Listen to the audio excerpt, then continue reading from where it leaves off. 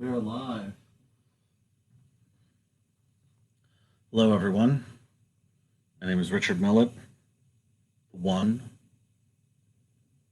and only. And this is the Quarantine Stream. And here's...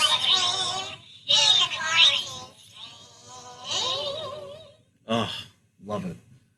That was the Quarantine Stream theme. Little out of sorts this week.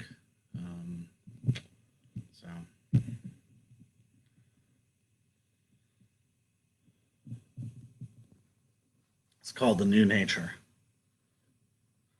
We know what we've seen. So much more water falling from the sky, making miniature lakes out of puddles and forming little rivers and gutters. New homes being built where the mudslides ran down the hills, quenching the forest fires.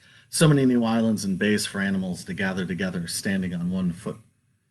New games being played as new trees emerge in marshes and parks form over landing strips. We know what we think about it. Never desecrate the body, never poison the water supply, never bathe in insecticide. See and think. Never barter for bacteria, never throw poison down the well, never desecrate the body. In a glass sink, the water can start to build its own walls and divide its own chromosomes. In a glass shower, the nozzle calcifies the water and organizes the deposits into clear lines. On a glass floor, spilled water pulls away from itself towards the corners, towards the door. On a glass ceiling, the water can reform into pointillist droplet paintings. We know what we see and what we think.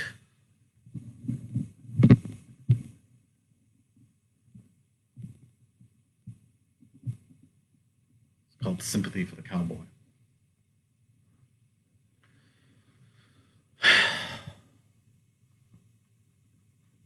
Sympathy for the cowboy, all alone on the range. After the war ended, he was forced to change his name. Sympathy for the cowboy holding his dying brother, who begged with his last breath, "Tell mother I died with honor." Sympathy for the meth lab and all who fight in harm's way, who hope to abolish minimum wage and charge only $15 a day. Sympathy for modern times and those who argue they're right. Sympathy for the victim, who already has the law on their side. Sympathy for the student, who's only lived in theory, in a hammer and sickle t-shirt, walking away from the barricade. Sympathy for the lawsuit and all who fought for reform. Sympathy for the bumper sticker telling you to be reborn. Sympathy for the stallion running free and too wild to ride. Sympathy for the guy who tried. His wife cried him in his foolish pride. Sympathy for the strawberry and the trial separations, press releases pleading for privacy and doing it for the kids. Sympathy for the nihilist, sucking on his cigarette, cutting you off in traffic, no constraints of guilt or regret. Sympathy for the stalker on his computer outside, looking at pictures of you in high school, saving each one, even if it takes all night. Sympathy for the cowboy, whose son moved off the ranch, said he might be coming back soon if there's no change of plans.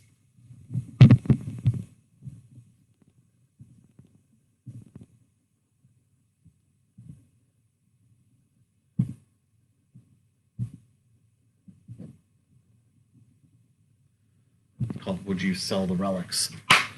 The general that only cares about tomorrow also expects everyone to echo the same expression. When that general can no longer see the power of their influence, they try and exert control over any small circumstance under their command, while the brigadier general worries to no one if they need a transfusion. The colonel, who's concerned that not enough people's fingerprints matches theirs, requires a warning on the front page of each report, along with a summary cut together by a subordinate in a matter of minutes, so they don't have to waste any energy generating contradictory thoughts. While the captain enters their coordinates, so every location is known and updated every moment, which leaves the captain free to make discoveries like the wheel or gravity, then sell their findings to the executives or campaign staff of their choice, urged by a strong sense of benevolence, a tribute to charity as a force. And the first lieutenant's unmatched love of history is proven by the pictures taken of their parents with Goebbels in Brazil in the 70s, and the second lieutenant's jealousy shows and grouses to one, "That's not Goebbels, it's clear it's Martin Bormann." The sergeant major that reset the standards of esprit de corps doesn't know the panic they'll feel a few short years later when they are urged out of the way, or that they'll become stiff with resentment and resolute in their calls for punishment, and institute measures to monitor how the company behaves, while the staff sergeant writes on a photo of themselves, "The future points to you," and daydreams about collecting the remaining virginities from the sorority house down the road, and they already have the names, ages, and weights in a frequently updated database. Then the staff sergeant complains about commercials before content. The chief warrant officer who breaks ranks to research the order the alphabet was created in gets rueful about seeing themselves age and attending charity events, funerals, and hospital visits, seeing their face in the mirror more washed out than before, wondering as they write their commencement address who will even be paying attention in the audience, drinking from puddles, seeing what the sky says, not being able to read handwriting. As children, they receive a small puzzle in the mail. And to the private, it's all an eye roll, and all so boring and shallow, to see yet another round of legacy shut out by an offhand remark. The private doesn't ask any of the officers where they should start. What's the matter where rebellion is kitsch and trauma is Walmart? The specialist greets the private. They each think the other is a dilettante. And later, the specialist considers, what's the matter where you have 1,000 followers and not a dozen supporters? Would you sell relics?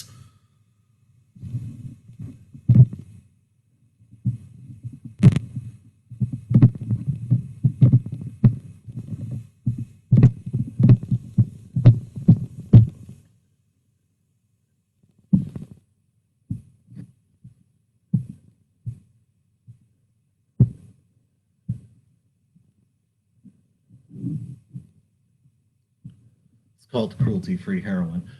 When the Guardian goes mad, the sun rains against their eardrums, indistinguishable from Morse code tapping out on a copper plate. Yes, when the Guardian has gone mad, they're found singing love songs to tanks, draping staircases in flags, breaking car windows to decorate their faces with the glass. When the Guardian goes mad, they're captured pushing a pickaxe into an LED screen and detained for threatening to throw snakes at gas station attendants. When the Guardian goes mad, people suddenly remember to turn on AM radio and patiently follow guidelines before filing a full report. Though there are always doubters and passers-by who start conspiracies, the usual being that this was a planned distraction. If the Guardian goes mad, they'll arrive at every awards ceremony with a mirror in hand and a ribbon under their chin and make demands to review the voting process when they don't win. If the Guardian goes mad, they'll rue the day they lost control of their relationships, spending weeks hiring staff to bury paperwork they'll insist doesn't exist. If the Guardian goes mad, all their meals shall consist of orange peels pulled from chain-link fences and burned coffee flavored with molded peach preserves. Though there are always doubters ready to offer an opinion of unverifiable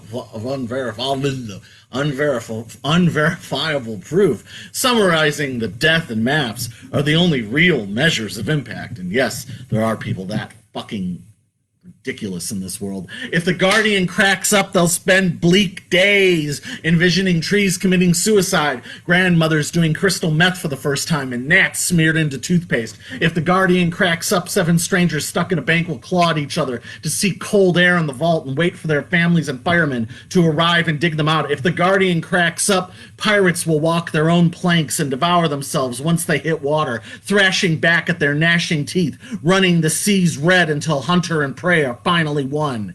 Ignorance, arrogance. The pest control man said unto me, when I was in Japan, I bought cherry bread in a can. I opened it with a knife and slid off the wrapper. The air bubbles stayed floating in my mouth, and I rolled them around until I returned back to the West. Bliss, tolerance.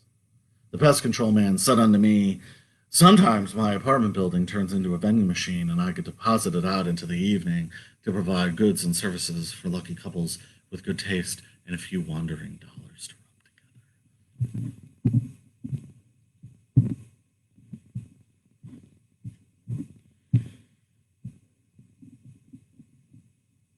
It's called Diamond Mine. Water rushing so fast it looks like knotted wood. Its sound a ceaseless perpetual crash in static blue and black. Droplets burst over the plank sides and dot the dirt or land on kicked-out bricks, and from the ravine's opposite angle the water seems to glide clockwise, rolling ever nearer toward the gears, and into the factory where 7 years previous the core of the industry sunk unexpectedly early, and like a defense attorney the treasurer ruled the materials used were archaic and their methods unrealistic, and as demand seized up the foreman and night shift technicians acidly joked they were laboring within the Great Repression. For ages it seemed like the beams from the afternoon sun wouldn't come, but we later learned the view was obscured by a flood started in the diamond mine. We know, it's either tacitly implied or we're told outright, you can't be seen like that, you need lights. When money is exchanged and you're finally responsible and realistic, you can't be seen like that, you need lights. Know the value of being articulate and reconsider your obscure subject. You need to stay in the lines, you need to revise. Realize the need to eliminate images that would be unwise to present or ideas you'd be unable to defend. Why persist if honest people cannot implicitly understand? You can't be seen like that. You need lights. For years it seemed like the beams from the afternoon sun wouldn't come, but we later learned the view was obscured from the flood that started in the diamond mine. Back in the head office, on the desk next to the coffee, scissors, and gold pen set, was a black leather envelope in that morning's newspaper whose subheadline read, "Forget Forgetfulness," and detailed a local photographer who makes elaborate, enormous, near-twin gelatin prints of events, one real, one staged, and described the effect as painting over paintings. When asked by the reporter who will get this, the photographer remarked, "Anyone who misses being pure or ever imagined placing one point in time over another, anyone who pictures the shape of ideas and not the shape of their mind, anyone who sees a crowd and tries to find the people in disguise." Later, the paper lay open to the crossword puzzle, and amongst answers written in indeterminate script were asides like, "Does purpose follow appearance? Where is this from? Reasons better than because," and finally, "Determining what to become." Right. I don't have anything planned after that. So,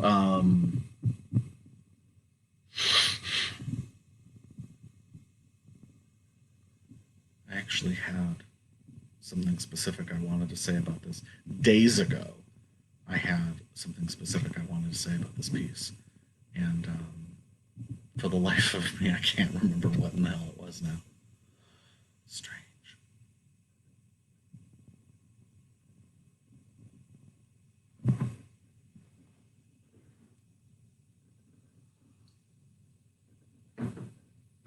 Excuse me. All right. At any rate, this is from my wonderful book, Outsider Envy. And this is... actually, I will say something about Outsider Envy first. I will...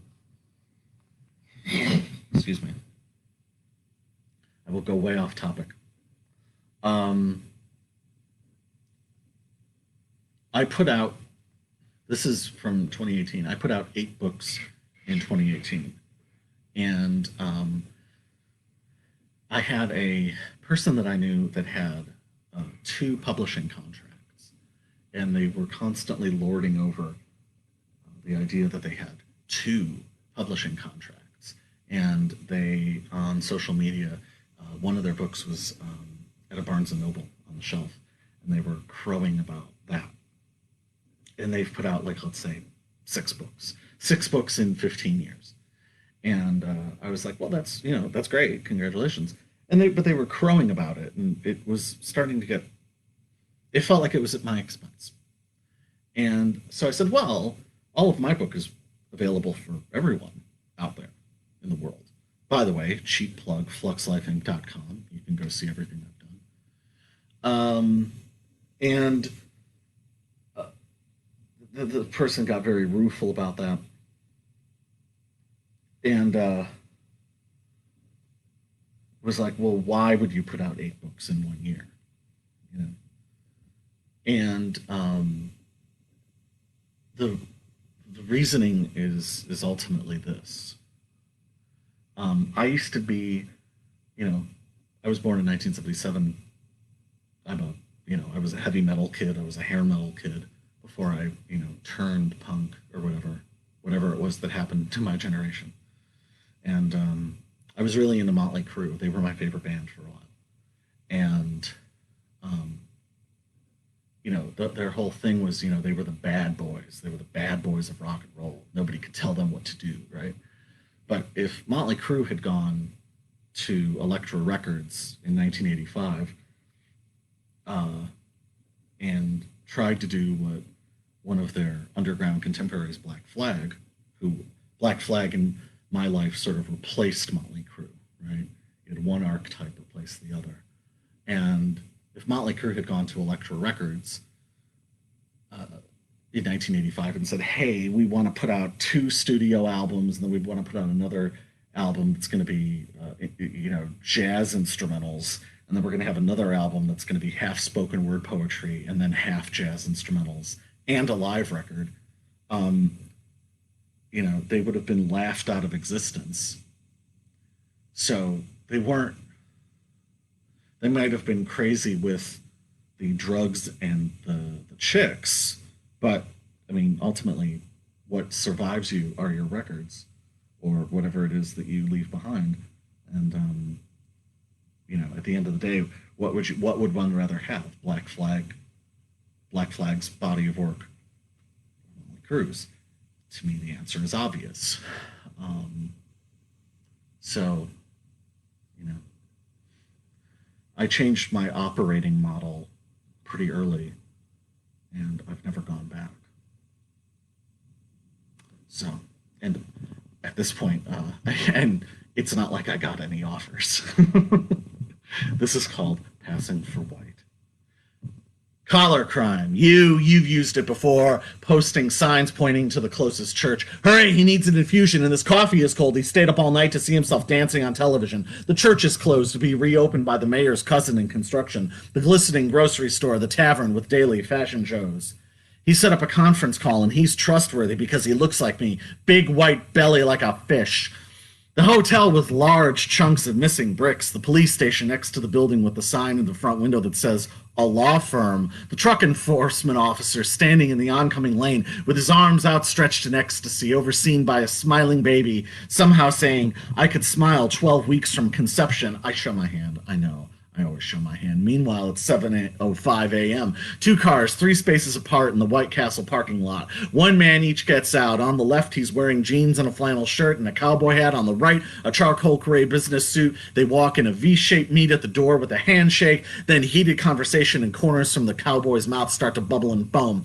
As she's wobbling down the sidewalk, her skin-tight clothes somehow hang off her, and she's watched by a man in a tracksuit holding a cell phone to his ear in silence. 20 feet away, the party crew pulls a U-turn. As she's wobbling down the sidewalk, Lance Romance throws 20s at the guys, waving away fruit flies, then shows his pupil why this is the finest fire extinguisher you'll ever find. The party crew spots the car wash and gets in line. They watch the jets bubble and foam, pretend they're superheroes with unlimited powers to make bubbles and foam. Theranos Industries deployed a prick-approved ecosystem, agreeing on a settlement for widespread future technology, she said accusingly and secretly retiring her bloodlust company. Watch it bubble and foam. Frozen in place, the beer can, hair extensions, pubic hair, bondage wear, eagle eyes, white fumes, flying fingers, tops and bottoms, middling kingdom. Gamblers rejoice, I am in a flood zone.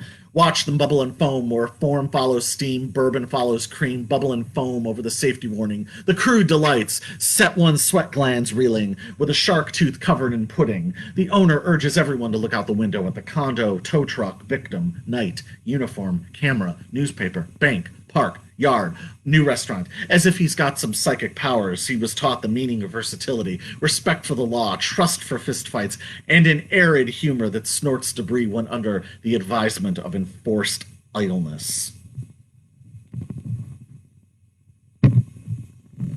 I will also do something I never do. I will explain ultimately what that piece is about. What that piece is ultimately about is the mafia. This is true. This isn't some conspiracy theory. The mafia getting bored with targeting the upper middle class who had gambling problems, decided to start targeting poor black teenagers, high school students, into getting into pyramid schemes. And getting them to convince their parents to sign over whatever little extra money they had so they could buy, you know, 100 sets of pots and pans to try to sell to their relatives. And can you imagine doing that to like a 17-year-old whose family doesn't have much? Like, it's just, it's an example of incredible evil and Satanism. So, yeah. This is, I normally don't talk about those sorts of things. So, hello, Van. God bless you. All right, this is the entirety of White Apple. So there's White Apple in statements, anti-statements. And then there's White Apple in This Is What Freedom Looks Like.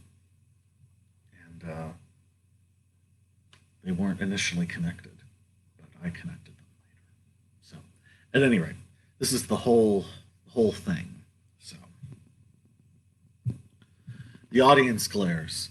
The audience is alone, projected onto the city's moving mouths, upside down, silent, cement, struggles for breath, lets the water run, walks in a stilted, failing gait. The water runs in the documentary, behind the page, a lesson in taking what you need, wanting to know so bad, so thirsty, so eager for the seed. Roman columns, deep shadows, buttressed arches, fallen collective breach, eyes cast upon the outer circles, eyes cast upon the oval rings over the sea, eyes cast on eternity, eyes cast on maternity. Then across the alley, across the street, he can see the cracks in the statue's feet. He crashed his car against a building, against a lamppost, fluttering fingers, ivory, dancing around, darting mercury. The survivalist juts forward, head leering off the shoulders, sees the wet walkways glistening, over-enunciates to nobody listening, his face an impression in plaster, refers to a thought he had earlier, but it's too austere to articulate. He's had too much sugar to hold his hand straight.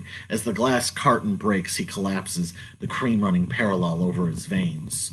The audience on stage, the public face encased in clear plastic capsules, with evenly explained rules typed on an eggshell card displayed underneath, each remark catalogued and critiqued, each dismal dismissal a prized antique, washed clean when the day ran dry, the only dot in the satellite sky, the audience needing permission, needing drink, needing oxygen, again, the combination hidden in international waters, the shadow shining on the light.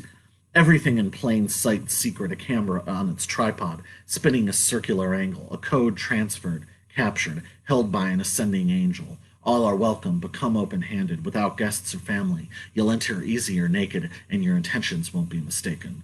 Jagged rocks under the rushing river, which lead to the lake. The scene is a remake, a three-point star shape superimposed with stretching hands, making a cityscape, and cold exhaling, creating hovering clouds. Silent. Take out the sound. I want to hear the rushing. I want to hear the pounding. I want to hear the happening. After the action. The empty air in my ears. I want to hear the flying birds make their calls, hear the echo reverberate off ancient stone walls.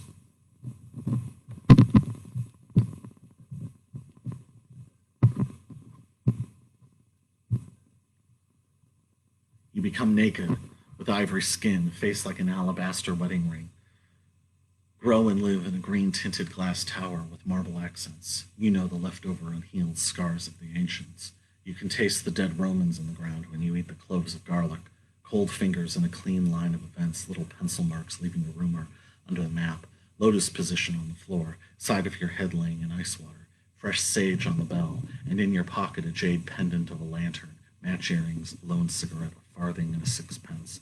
A plan to go to the States, but not sure what dimes and nickels are worth yet, or where to find Wyoming on a map, but that's a question at best for the solicitor, or a prayer to the lace maker. You have the relics. Word came from the pontiff, an aged tooth now black as onyx. You become naked, with ivory skin, face like an alabaster wedding ring, in a penthouse apartment filled with ferns, studying a blue flame, or the serrated edge of the ancients, who built the park you gaze out at. Boys and girls climbing a ladder, preparing a crown that they will wear if they choose to, they could share, looking at the Khyber Pass, buying a cart with supplies to last, heat production, carving a chair before the mold hardens, pressing stones into the floor of the garden, removing spikes from the ocean, Twin conversations without a sound. Ripple effect. The rings spread over the gown, their bodies, the sun and stars barely touching. Beginning of the day, reflection eyes every moment in exchange of an inspired surprise.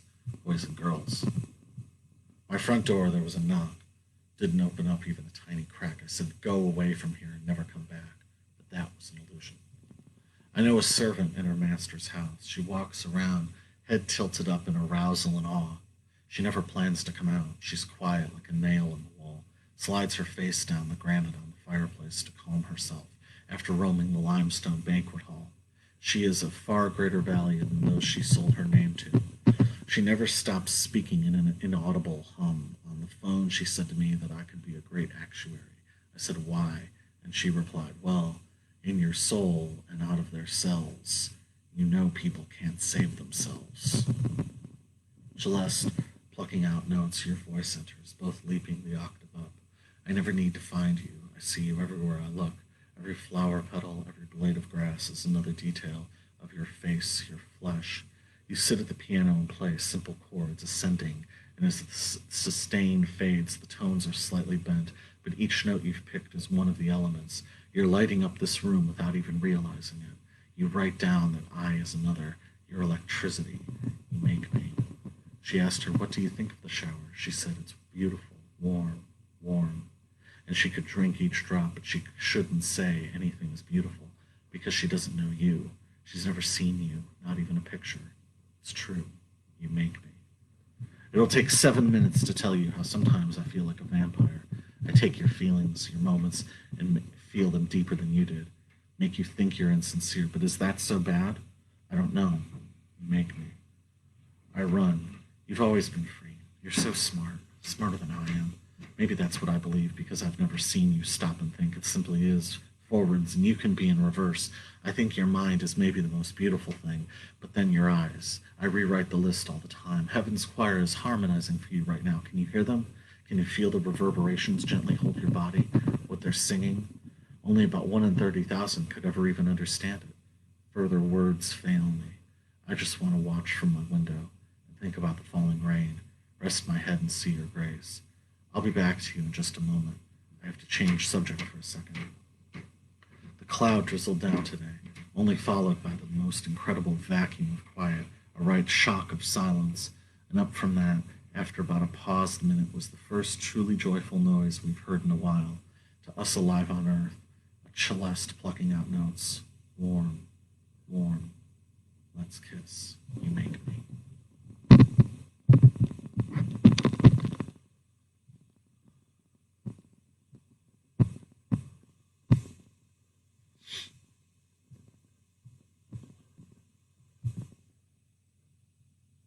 Subtle. I went to a party and the host asked where my invitation was. I had no thoughts as I looked at the lapels of his white tux. He looked down at me and said, Richard, it's up to you to decide if you want to get inside. Without a pause, I said, of course I want that. And in the center of the circular driveway, the butler and stable boy, both ungroomed, face each other with unbroken smiles and unblinking eyes, each studying the other, not daring to break the social contract, both hoping their requests are filled. On the spiral staircase, 2 cousins sitting dressed up as girls, pretending to be sisters, holding a seance only they can see, trying to conjure Milton or Wells out of eternity, writing telepathic lists of possible offerings. In the family crypt, 2 tabby cats sink their claws into a scrap of silk carried down from the master bedroom. When they've grown bored, they leave the stray threads and torn shreds to blow away. At the bar, the maid and courier fleetingly forget their responsibilities. Her spiraling locks, the gentle powder of her perfume, make the courier stop what he's whispering in mid-sentence and move closer, the 2 feeling each other breathing and listening to sugar blues beam in from the bandstand. At the service entrance, the plumber and the chef only briefly met, one asking the other to borrow a pen. Then the plumber went to clear the water, and the chef finished the notes for the meal plan. We sat on the cold stone in the rippling dusk, and I pointed to the building across the street that we'd walked past before, and I said, I used to think that everything we built would be demolished if we split, but now I'm certain that's not true. It's been built, and that exists forever. It's just that now it's a museum instead of a home. She didn't say anything, but I could tell she agreed.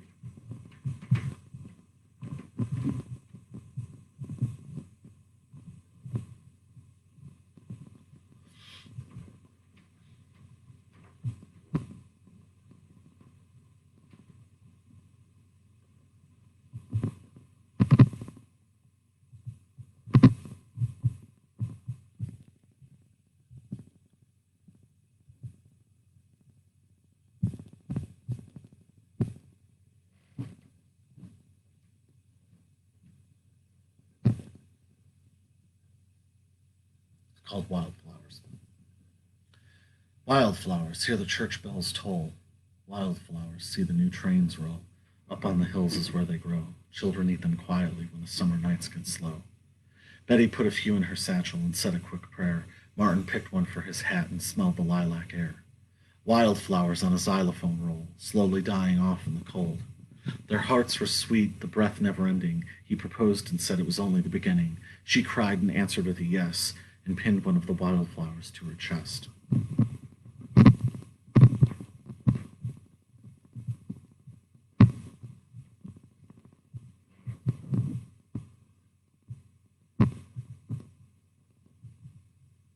It's called Insects.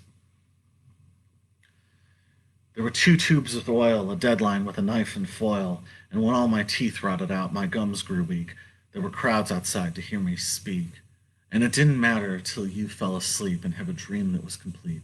I kicked my watercolor, I struck some flame, I formed a noise until you came. The hackwood cutters near the town are calling me out tonight alone. I think there might be some bad, bad drama, a one act of consequence no one will remember. They don't write as well as you. Their hands are big. They grab on too easily to someone else's story. They spell out feelings that are just so ordinary.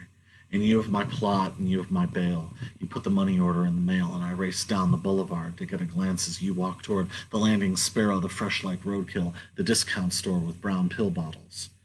We took off our pajamas till you twitched and got sick, and when I held your head on the sink, I looked and began to think, you aren't sincere for dying, not sincere at all. There's nothing sincere about dying. And you're telling me you're not here when we burn the lights and break the mirror. The room is black, but your sound can follow, and the edge has gotten sharp and hollow. On the trees outside, there are insects humming, like liquid silk weaving through the screen. Take your medication, they won't crawl upstairs again, and since we'll see each other dead, tonight we'll stay unfed.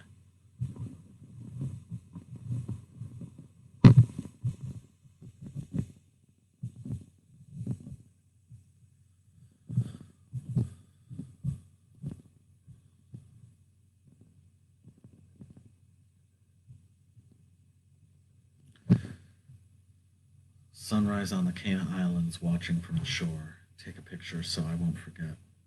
Sunrise on the Caina Islands, drawing with my eyes. Save it so I won't forget. Azure bird observes the river in its shimmering glow. Ranulph finds walking across the soil while filming the sky. I don't see the bell, there must not be one. The lane and land both bend to shape the horizon. Sunrise on the Caina Islands is eclipsing time. Save it in a flash of light, drawing with my eyes.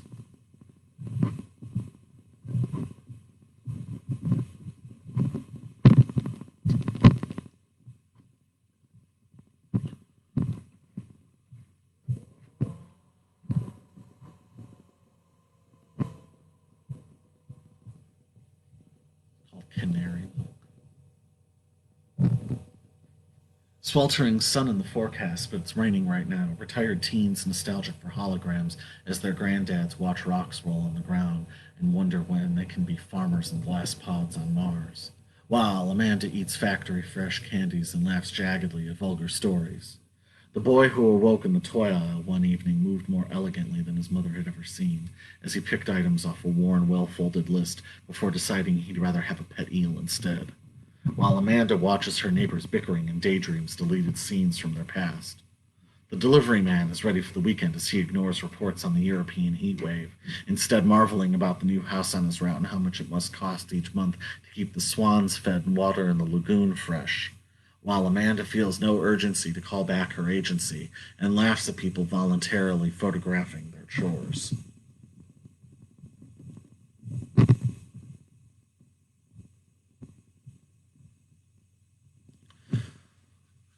Last night we saw an angel, the most beautiful woman alive. I've never seen anyone more graceful. She conducted every sound in flight. Last night we saw an angel. She tiptoed across our hum. She exercised her will. She made the light move faster from the sun. Last night we saw an angel, the most beautiful woman alive. She stopped the pageant and calmed the lightning in the sky.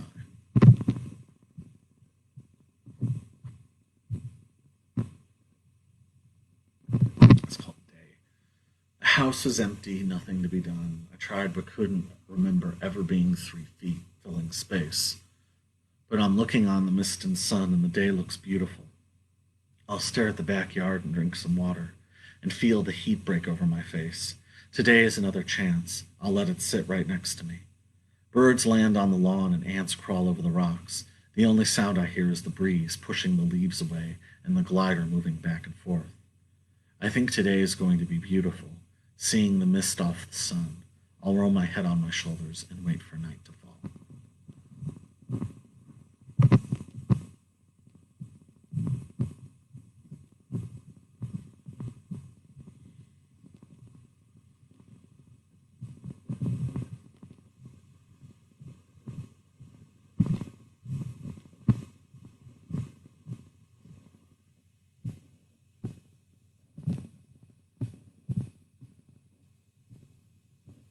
It's called Silver Lace. Never let it be said that the book won't be read, or that the candlesticks will be thrown out. That's like asking about your blankets and what became of them. Were they boxed and left in an alley, or lent to a friend? Never let it be said that the chickens won't get fed, or that the evening coffee will run cold. That's like thinking the traffic lights will never turn red, or that the wire will run out before you return home. I'm looking at a book of photographs by Robert Frank, size cut in half. Some maps people never thought to make, some paths people never thought to take. When Berkeley was originally settled, the center of town was marked with a church and a bank. Some people never think to give thanks, or wonder if they may be wrong.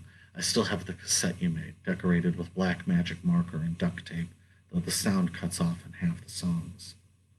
Never let it be said that your sister will stay unwed, or that the scissors are no longer sharpened.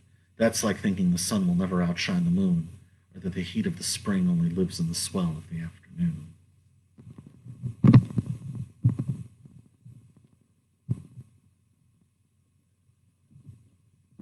It's called Tourist. I can recall it all, narrowly avoiding the serrated rocks, rain dripping down the mast. I stood and stared, my lungs were cold, made me breathe faster. My leg jumped in time, a sign of my exhilaration. I lost my name. That night my face changed. I was stronger, much stronger, after I docked. I'd walk by myself. I didn't need to talk. I'd lost the need to talk. I picked a plantain off the tree. I picked a pearl from the conch. Kept some coins, but gave away my paper money. I found a knife on the ground, saw my reflection in the blade. Nails grown long, and my beard grown scraggly, my hair pinned at the back of my head. I waded off the shore and caught a fish with a sharpened stick, sliced off the scales, peeled back the skin. I quickly leapt over the sea snakes upon my return.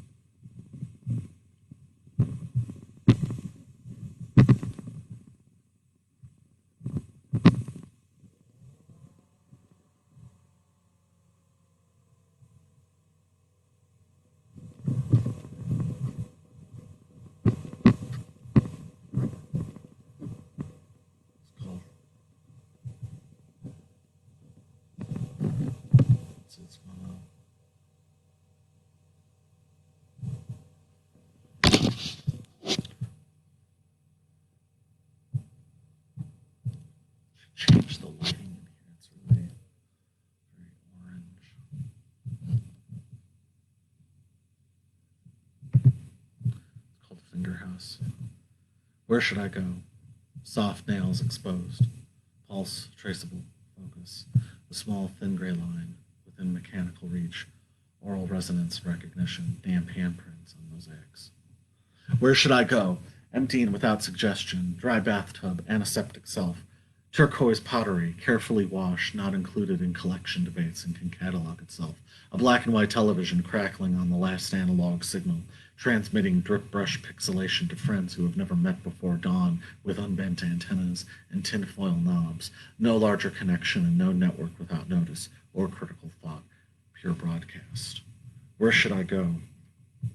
To a cricket's lake where Mona Lisa and George Washington's faces urgently run by on filmy soap transfers until they burst into digital diagonal scribbles that shock sleeping bluebirds and hunting robins, where austere diagrams of skeletons are traced into colored chalk onto trees, and oil sticks litter the walkways, where oysters recover jewelry fallen overboard and forgotten, where flashlights find glimpses into windows and fluoride is poured into jugs of cola.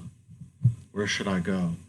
With a shopping bag full of batteries, returning a stolen bike to its parent company, walking in between unclean delivery trucks in need of repair, while raw-toned steel whistle air floats on wisps of strawberry hair, and accelerated voices and nonsensical 10-second annoyances, a magician perfecting an illusion which ends with them curling up and sliding down a tree, then pretending to be asleep, while assessing what the crowd seems to think, then a throne is carried on, seating a man in a parchment crown and wrapped in beach towels. Where should I go? Into a kitchen with aluminum knives and nurses in white, lab coats and blue rubber gloves, rolls of tissue paper and unfolded t-shirts, personalized engraved nameplates. Where should I go? Knees to the chest, laying on the ground, scissors, heels pressed together, toes towards the sun, back to the cool ground. Where should I go? Knees to the ground, slow flash, minimal chest, a pair of scissors sparkling, oxygen fits, a pair of scissors laying on the cool ground.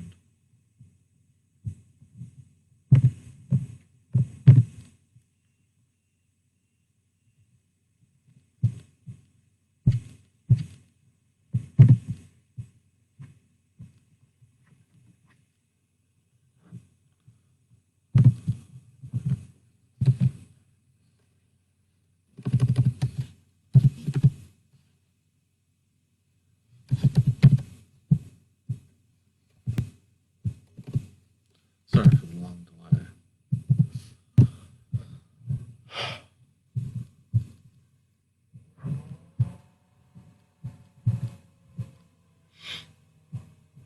I'm looking for something I normally wouldn't read.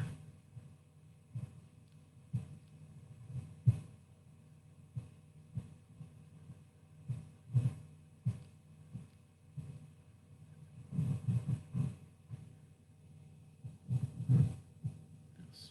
It's called The Tide. Swimming through the rising tide. Eyes, eyes, eyes. Yes, Eve, on the limestone madrigal entrance.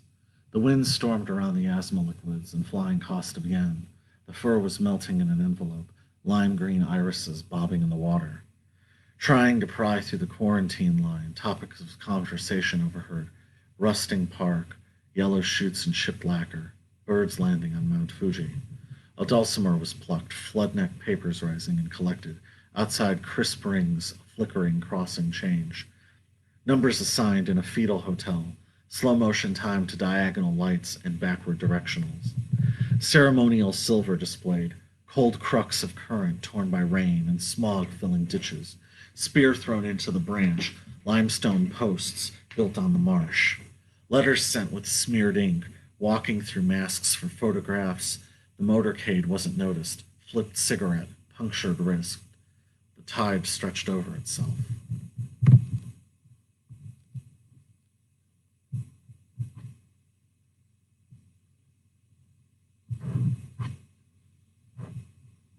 It's called Jade. Winter went without finale, one brain with seagull emeralds and a chop of jade thicker than my wrist. Glancing became the transmission, like a doorbell whistling in a veterans parade. So behind the minute hand extends more than obligation and demands more than devotion. Passion is 10,000 tiny cuts, so untraceable they dye emotions without ever gracing the surface. Lightning travel celebrations and standing full face toward the stark light in thin wire sword play. Who's been saying in this bed? No one without articulation, tempo, and psychic extrapolative hysterics. At the break, I am pacing, ignorant of stillness, shattering shins, pushing flagpoles out of the fields, locking engines to mortar, and blushing with inevitable glory leave.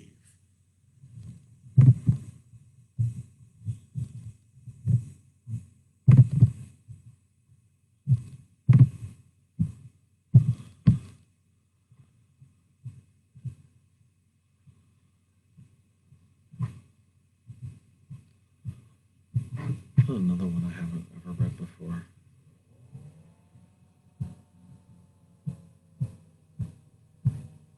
Actually, I'll read this one first. It's called Cheltenham Girl.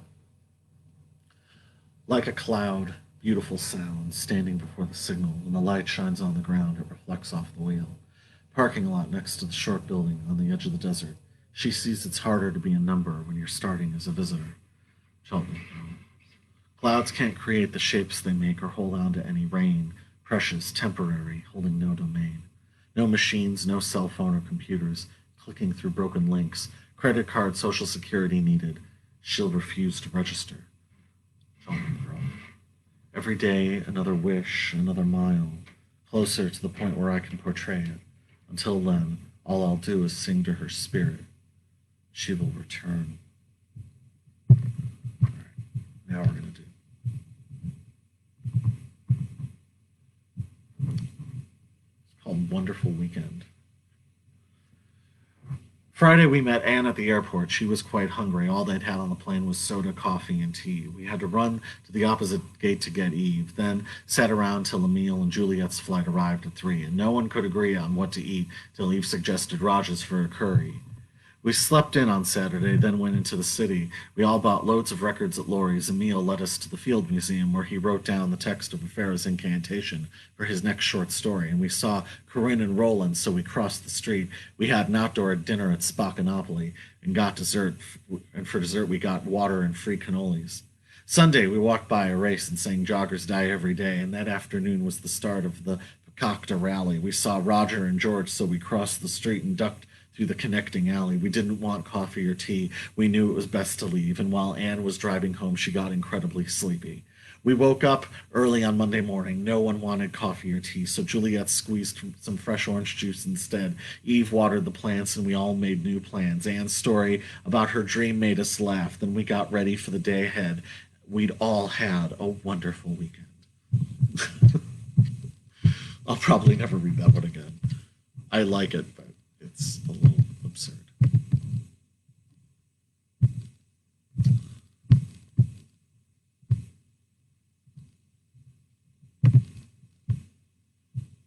All right, we might as...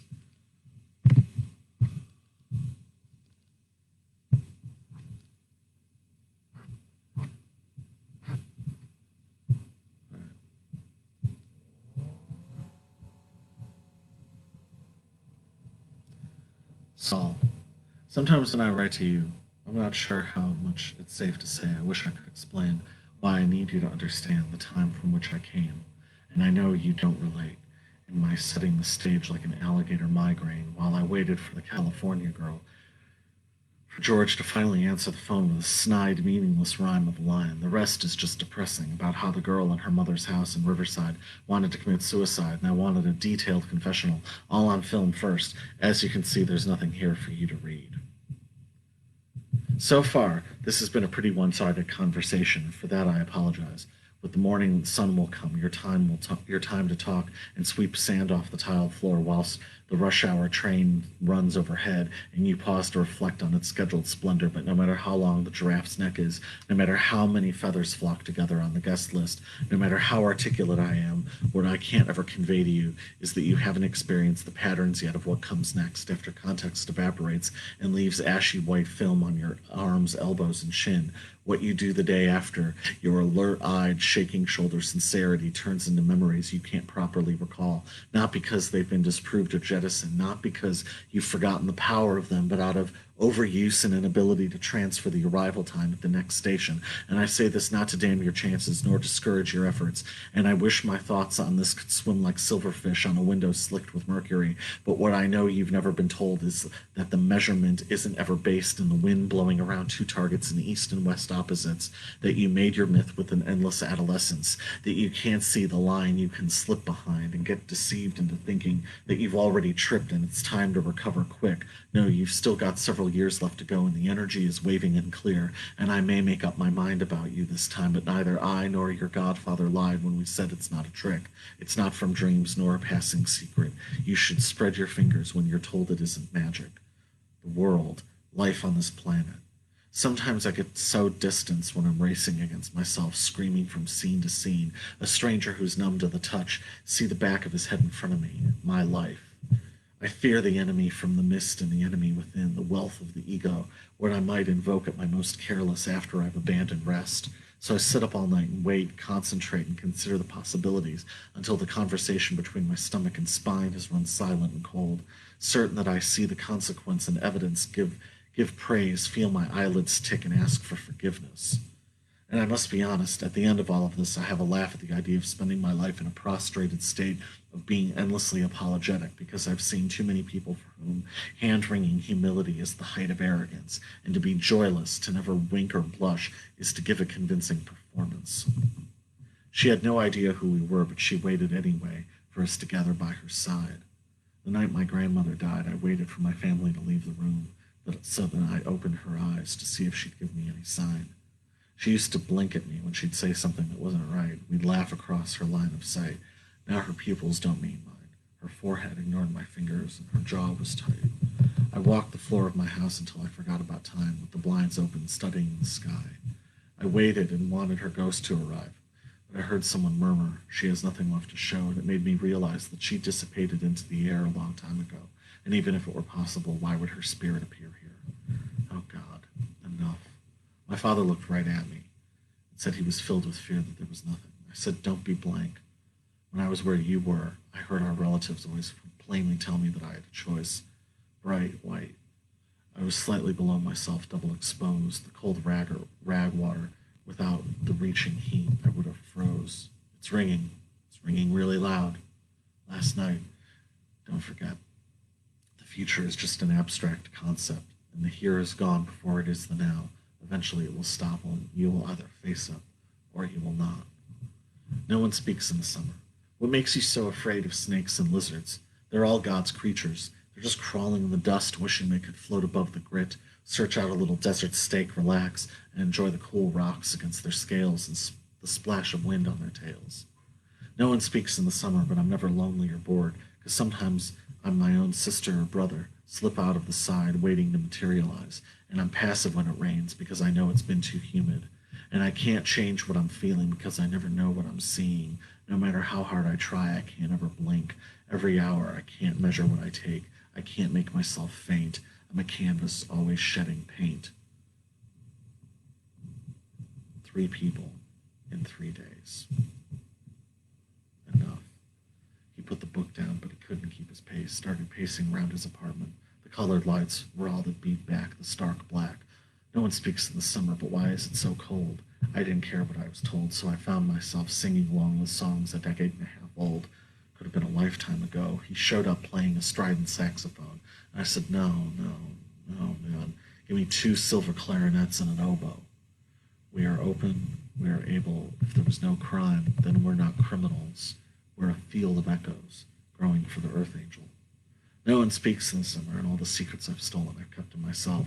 The rain fell fast in quick, loud bursts, then would vanish. He'd been distracted for hours. The longer he avoided sleep, the more he was annoyed and perplexed. The rain sounds fake. If it were in a movie, it would be a lame special effect. He woke up the next morning, forced himself to go to work, called her when he got to his desk. Said she had to see him, no excuse. She was the only one he could trust. He scared the hell out of her over lunch, speaking in breathless gulps, cold sweat coating his wet lips, swinging his arms to point at the ghosts in the corner. But it was just the waiter wanting to refill the water. She tried desperately to change subject and said she just read The Help, but he was an unchained dog. Back in the parking garage, he touched her for the first time and said, "Thanks for listening to me, but none of it was me. All of it belonged to someone else." She begged off, but before the end of the day, wanted to make sure he was still okay. He wrote back that everything was fine, thanks, and that he'd had a good time. No one speaks in the summer. You don't have any interests. You're going to go shallow because you don't have any interests. No one speaks in the summer. Demi finished the last exam of her semester, stopped by her mom's job to find out the new shift hours, said hi to her boyfriend, and reminded him to pick her up from his parents' place later. In her glove compartment were the glass beads her mother had bought back in '72 when she went to the London School of Economics. She was fond of pointing out just a few years after Mick Jagger. No one speaks in the summer. She was feeling incredibly lazy as she read an email from a guy she half remembered. He was always complimentary, but everything he said was out of order. She wrote back something quick and non-committal with a minute mix of enthusiasm. That will pacify him. She passed the afternoon playing with her cats, then rolled over and took a nap. Her boyfriend texted her, saying that he'd be bringing dinner back.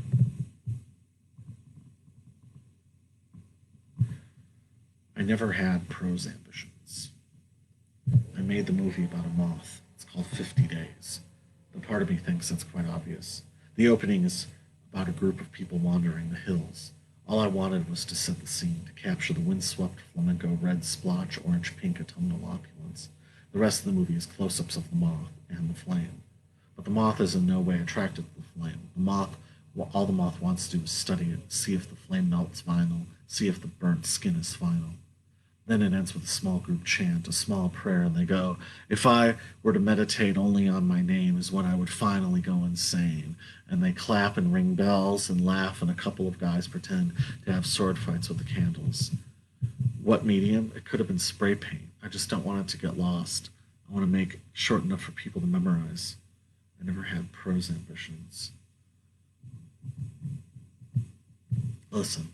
One gray dawn as rain mist pelted the cobblestone, I climbed the fence, walked along the beach, and in disbelief, I finally got my wish. I was walking towards myself. Finally, my brother, even better, my twin.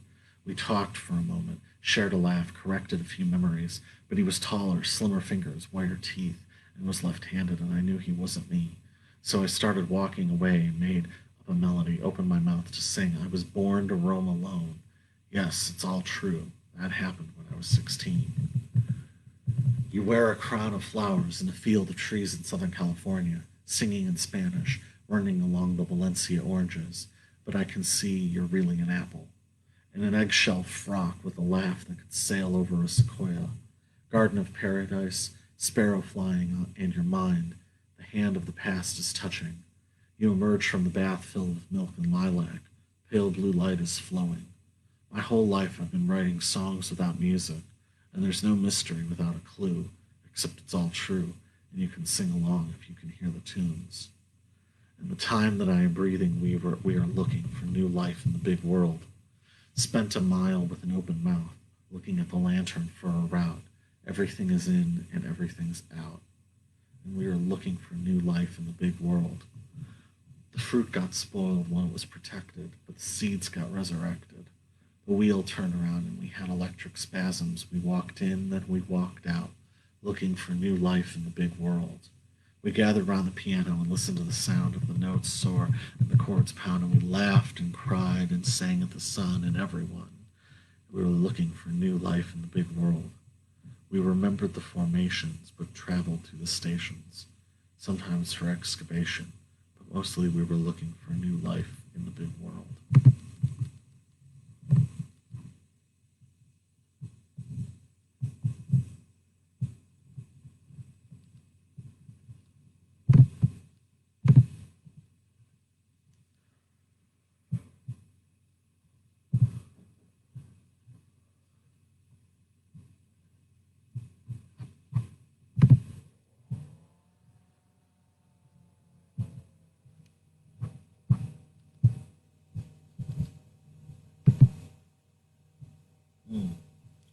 It's flowers at the foot of the cave.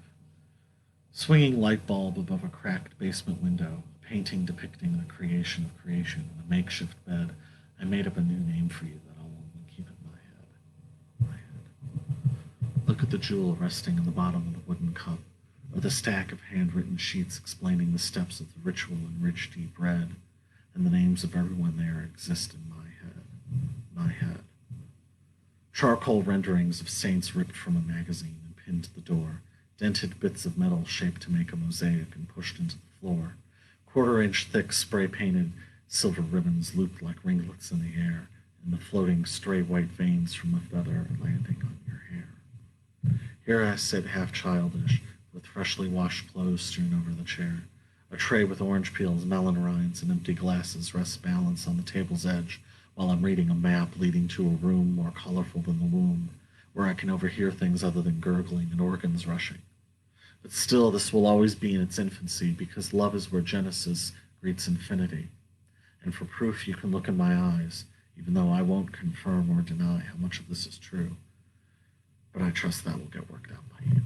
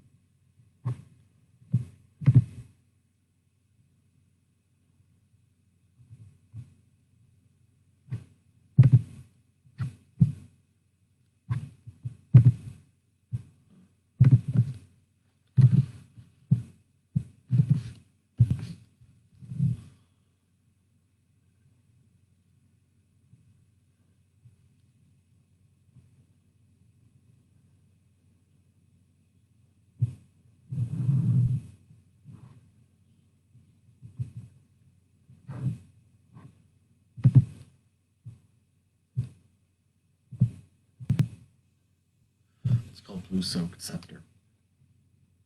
The kink in my neck that runs to my kidneys, distracting me from movies I've long memorized and repeating quotations I've lived inside of, and I've no desire to rewrite history that doesn't concern me. When I didn't when what I didn't know already felt familiar, when I saw the inscription on my commemorative plaque had been worn back to smooth silver, when I slipped behind the mist, changed clothes, washed my hands, and shaved, with no light and with no intention of anyone seeing my face for a while, I was willingly walked through a coal-stained city lot and deposited in the back seat of an already running windowless army green car, which was then locked from the outside. Mary! Had I abandoned my practice, committed an indirect affront in my brief absence? My name is Keith. The beggar at my door raised his arm but soft, while I listened to his parables that had no center. My name is Luke. With an auspicious mistress beside me, I looked at a baby looking out a window at fluttering street signs. My name is Julia. My temper was gentle when I read a sermon called, "Are You Here to Celebrate the Death of Death?" My name is Giles. I wish that I had been obscured when my ears were bitten with endearment while I was plainly ignored. My name is Grace. I was obsessed by three people whose accents proved suggestible and fractured. My name is Abigail. I faced hard construction when I in truth spoke forcefully about my forged fingerprints. My name is Morgan. I spent twilight emptied save for sketching a red tunic on bent paper. My name is Brooke. I was registered in a hotel under an assumed name and made lists of families I pitied. My name is Gabriel. I singed my hair and clothes trying to be recalled. The sky had been moonless for 29 nights. Why couldn't I stay? I was bothered by the way the street lights hit the trees and reflected off the leaves. I took a knife and short length of rope. 6 hours later, I'm waiting for you to arrive, carrying a scepter and wearing a breastplate, with frayed shoulder blades and exhausted eyes. I'm waiting for you to arrive, sitting cross-legged on the sodden deck with wayward souls who were barely seen. I leapt off the ledge and was soon out of haunt as I climbed the concave shores, wondering if I should forage, catch a gudgeon, or eat unbruised fruit that had fallen. The gravelly, guttered soil gave way to encroaching forest dense with rows of weighted, wet purple limbs that succumbed to gravity and wind. Then abruptly I was in the center of a champaign, and the only objects I found were short rows of tree stumps and stones, each carved with the query, "What made you look here?" I jaunced away into the odd even and was again pursued by the thicket's reach. The thorns licked my calves, the ant-hills shone like pebbled glass. I brushed past a frog with a violent tongue and discolored teeth who gulped for relief while his body remained static like a splayed thread in aspic. I made my way into the antres and found myself prating, "Prithee, pray tell, what ye remember of working your hands into the mud and feeling a curl under your fingernails. It feels like a relic reunited with its original setting after having been figured lost or only seen in a dream." Betimes I glanced around for the traveling lamp while standing beside the curvature, hearing myself call to datelessly abandon vizards and leasing and be faithfully young-eyed. I returned once more to the champagne and sat among the stones in silence. I received no visions or visitations, no inspiration to invent an incantation, and in this vacuum of communication I only experienced the sense or perchance suggestion of the imposing press of eras and atmosphere. And now I noticed this restless weather, shy beams of sunlight moving sideways through the strings of remaining rain.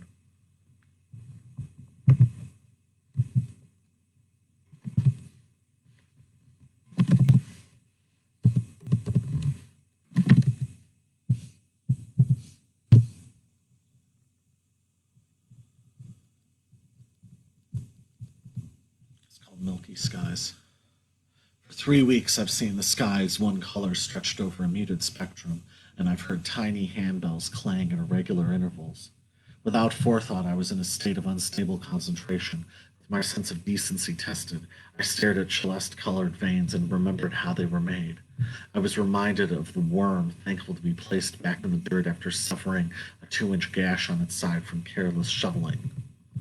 The youngest lady stops weeping and waiting and steps into invisibility, her velvet-lined pockets filled with small wreaths of braided blue stems. While embarrassed at how much she once admired her mother's brooches, she now fully blushes at her wish to own an ocean full of stone. Her friends repeatedly repeated questions Requested questions only furthers her hesitation, so she leaves a small note of explanation.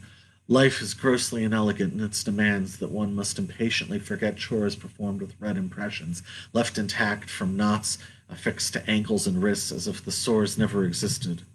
Shock of copper curls, cerulean halos in his eyes, considers his environment and with his shoulders pinned back, adjusts his balance and stands straight up in his raft. The one idea that has possessed him so vanishes out from his mind, pierces the sea, then its velocity escapes gravity and reaches away past the sky.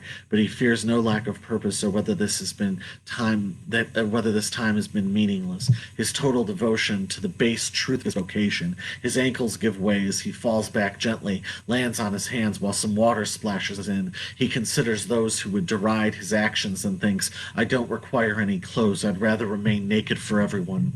I felt watched when I first voluntarily gave away confidential information, then tried to explain the layout of San Antonio to a stranger who never knew I'd never been there before, and now as minutes become limitless, any vows I made always sustained me. I felt watched when my thinking was clean and capable of strict reasoning, and I rode freshly painted highways, left notes on license plates, brambles, and high chairs, and now as lassitude disintegrates, any vows I made remain unchanged.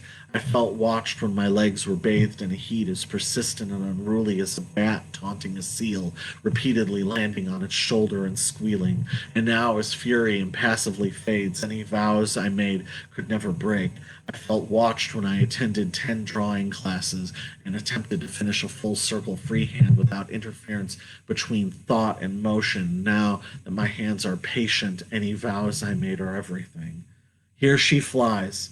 Here she flies, and now we know if the promises made more than 10 years ago have been kept. Here she flies with 2 pens, rosary, brass, paperweight, earrings, locket, and measurements written on a business card. Here she flies, gums and hair receded, a miniature brace for a baby, wrapped in grade hardened plastic. Here she flies, with an oxygen tank bubbling ceaselessly, a UHF channel on the television showing an old western silently. Here she flies while I stand with tentative confirmation, a glass of thickened water, and 3 empty white boxes.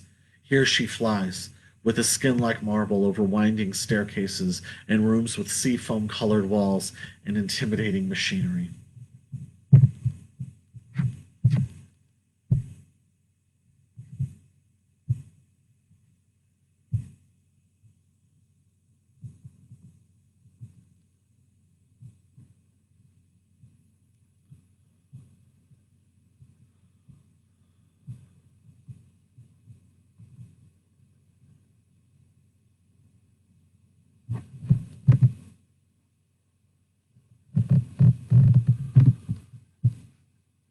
Called animals. You soak the carpet in lingo, scratching the hair off your arms. You kicked out the stranger, ridiculed the superstitions he held on to. You lie restless, staying clean, wiping sweat, and I think about this quite a lot, pressing the grooves of my fingerprints into my forehead, sending an idea that reminds us both. Hell, there was another plan in crumbles of sugar. I saw wild motion. I hunched towards it. I looked at it happening. It felt like a parade, elephants awake and gallant. I've been so nerve-stacked the loops of my heartstrings match my eyelashes. I wore a royal blue jacket with gold sleeves. There was a swirl that came from the trumpets, a triumphant chaos of repeating. There were banners hung from the tusks. My fingers had gone purple from clutching the baskets next to me. American Gothic didn't have this many thorns or any sepia tones to run on. I was welcomed in the house. I ate the cracker offered. The speech heated steadily. I found a pit of flower seeds. The displays had chanting and chips of bone and silver, a collection for the prisons and dry hides of hunters. There wasn't an explosion, but then the ground bled. I swam through the cracks. All the plants had red stems. I want to be new, roll on straw, get my ribs bit by a tiger. I have memories about you, that cackle. I can see you bumming a cigarette from your grandkids with a sizzled mouth and bald patch. When you were younger, you were springing your superhero underwear, but you couldn't be my life. We never paid rent to each other, and there's so many people who don't know where to go to battle. I can climb to the top of the bungalow and jump off the second level, kick my legs on the way down and get strawberry Italian ice from Freddy's after. I can climb into the moldy Nova, and when my foot goes through the floorboard, I'll flag down a passerby, pay for a ride on the Thresher. Wolves that land can burst into fire. Deer protect themselves, and bears break into grain silos. Rabbits are the rats of the desert and crawl to eat the mice on the plains. And when the evening is still and quiet, and the candles are glowing violet, the sultry air makes you drop your cares, your doubts and your frowns. You descend the stairs and head into town. Walk through the leafy glade, float on the ground beneath you, walk all night with your gaze fixed on your lover's face. Sing a song of love that you learned from above. Dream of her caress, the nape of her neck, and know that you'll never part. When the evening is still and dark, light remains in your heart. You feel so free, smashing on we. You could be skipping stones all alone and not mine. Walk through the leafy glade, float on the ground beneath you. Picture her delicate face and ring the bell at her gate. Sing her a song of love. Feel your joy soar like a dove. And when you're at home reading her poems, you know that you have found someone who can make all your dreams come true. This is called I Got Away Alive and Sane. I've been living like the whole FBI died in a Kool-Aid mistake. I've been keeping a time bomb in my shoe so I know my watch is correct. I got a tiger by the tail waiting for it to end tomorrow. I've been up all night burning my bridges, making jokes about ex-friends' fetishes. I won't tell you to hold on or say you don't deserve what you get, and you won't ever see me take the first step. I got a tiger by the tail waiting for it to end tomorrow. I got a floorboard in the garage. I've been overstimulated. I've been sore. I got away alive and sane. I didn't get strangled or stained. I got away alive and sane.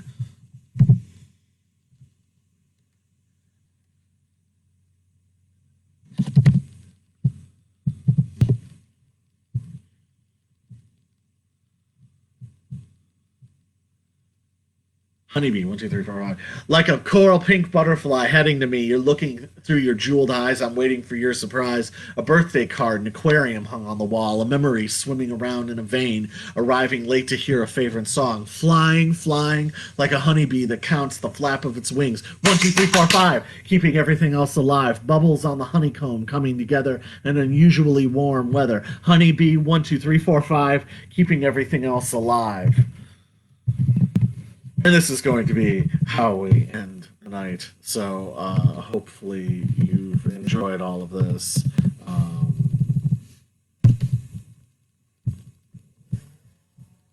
This is called Always, All the Time. Now then, now then, now then. The present is in the future. History is present. The future is present. The present is present, and history is history.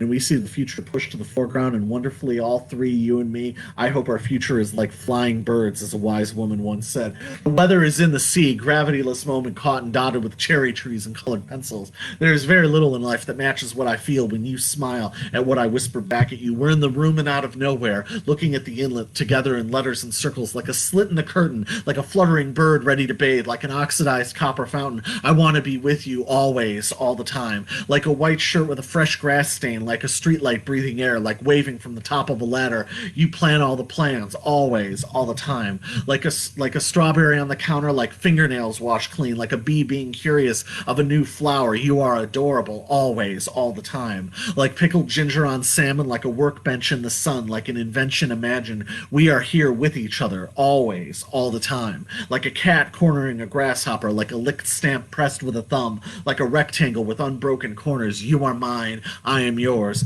always, all the time. And that, folks, is the end of another edition of the Quarantine Stream. It's time for the Quarantine Stream theme, so let's hear it.